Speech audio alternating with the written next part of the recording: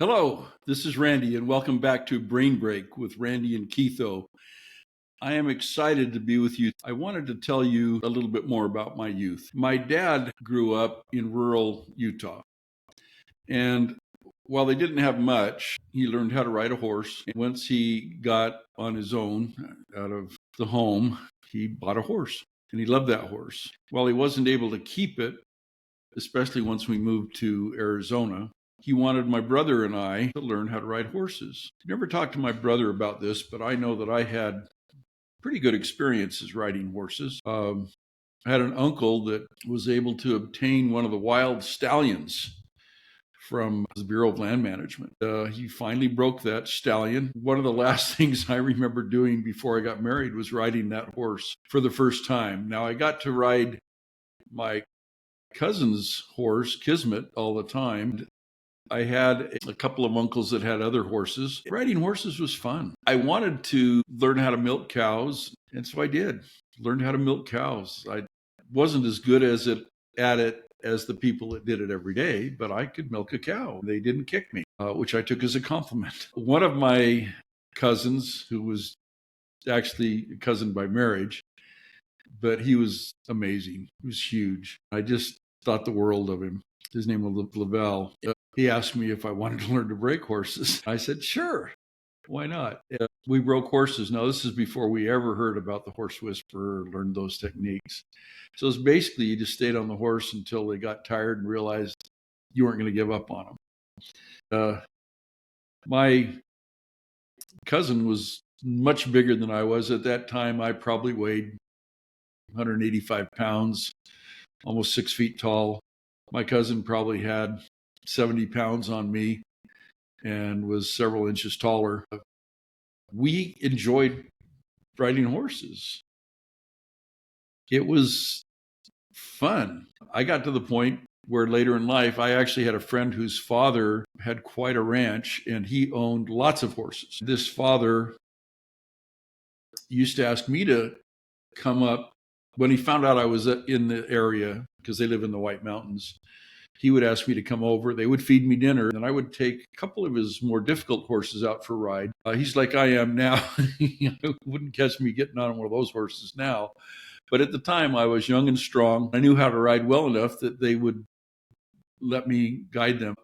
What he did is he would buy lots of horses to get paint ponies, like Indian ponies. And then he would keep the Indian ponies and sell them. And then the other ponies he'd get rid of. Well, one of his horses that he didn't sell, it was a very difficult horse to ride. One day when I was riding it, I realized I didn't need to use the reins. Now, the reins are when you got the bit in the horse's mouth and you pull one way or the other, and the horse knows if you pull left, he's going to go left because that's where his head's looking. He goes because the corners of his mouth are pretty tender. So I started realizing that if I even leaned to the left, that horse would go to the left. And all it took was a little bit of pressure from my right leg, and that horse would turn to the left, or from my left leg, and it would go to the right. And I thought that was pretty cool. So I went back and showed this to the father. And he thought that was pretty cool as well. He was probably my age at about this time. So he wasn't about to experiment with it. But one of his sons was about my size, and he didn't enjoy riding horses. But he did get on that horse, found out that what I was telling him was true. But he had a very busy life. The man ran a business and had kids. It was incredible. Now, myself, I had family, but I traveled. So when I was up in the White Mountains, I'd get a chance and go ride horses. The older I got, though, the more Tylenol I needed, or ibuprofen. And pretty soon it just wasn't worth it to me anymore. But one other story was my cousin Lavelle and I were talking with, I guess, our uncle, my dad's brother. He had some Shetland ponies. What he used to do is break these ponies so they would pull carts. Then they would go into the parades in Utah. In Arizona, at least where I live, parades aren't a big deal. You get up into the mountains, they still have parades. But Utah is amazing. They've got some wonderful traditions. I think those parades where everybody turns out is just a wonderful tradition. My kids have taken their children to them. I think that's wonderful. But before you could train them to pull a cart, you had to break them in some way. Some of these ponies that he would get were pretty wild. We ended up spending most of a day breaking several of these ponies. We thought that we were doing a good job. And then we finally caught up to one pony that was pregnant. We're a couple of big guys and we're riding on a saddle to fit these ponies. But because this pony was pregnant, the saddle didn't quite fit her well. We couldn't get it on tight enough because she was pregnant. And this pony was mean. She would run at this one tree. There was only one tree in this whole field we were using to ride these ponies. She would run right at it. If she couldn't run underneath a branch so that it would knock us off her back, she would run right at the tree and then move over just enough so it would hit our knees. I mean, he and I could barely walk at the end of the day. That was the only pony that I was never able to break, nor he either. I went back the next day. He had to go and do something else. And that horse was just as mean and ornery to me that day. I finally told my uncle, I said, I don't know what to do. He says, well, we'll just keep her as a brood mare.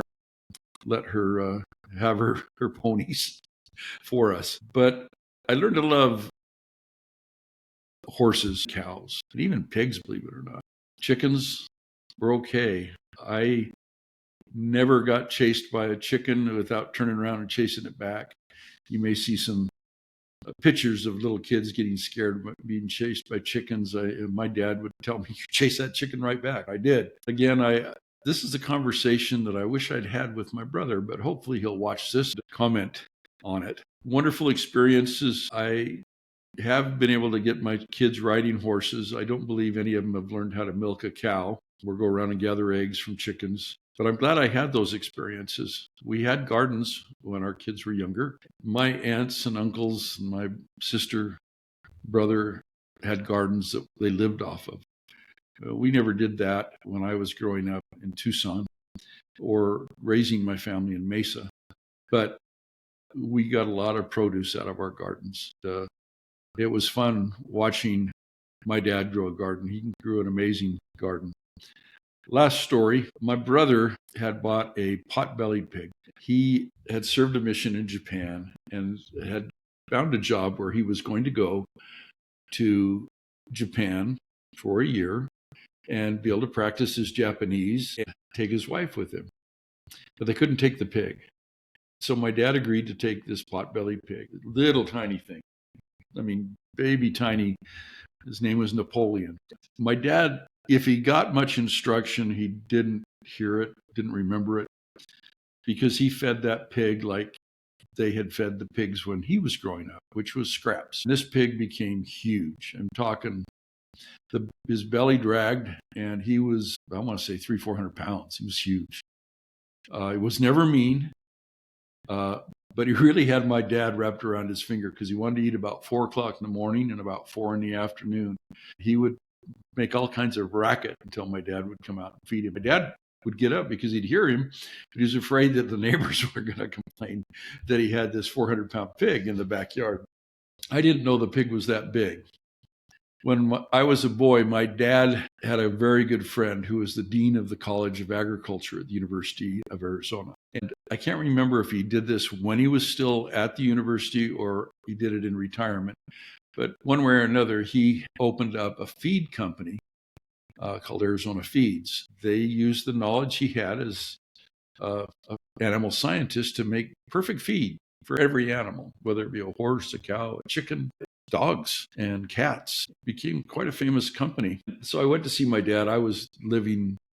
I finally went down and I saw this Napoleon, saw how big he was.